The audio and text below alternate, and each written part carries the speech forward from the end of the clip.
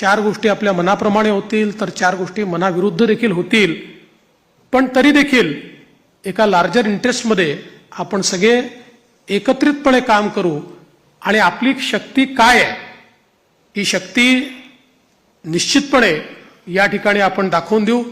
आज या निमित्ताने पुन्हा एकदा आपल्या सगळ्यांचे आभार मानत असताना महाराष्ट्रातल्या दीन दलित गोर गरीब आदिवासी शेतकरी शेतमजूर महिला ओबीसी अल्पसंख्याक सगळ्या समाजाला या ठिकाणी मी आश्वस्त करू इच्छितो की महाराष्ट्राच्या सर्वांगीण उन्नतीकरता महाराष्ट्राच्या प्रगतीकरता 24 तास आमचं सरकार काम करेल आणि महाराष्ट्रातल्या सामान्य माणसाच्या आशा आकांक्षा अपेक्षा या निश्चितपणे पूर्ण करण्याचं काम आम्ही करू।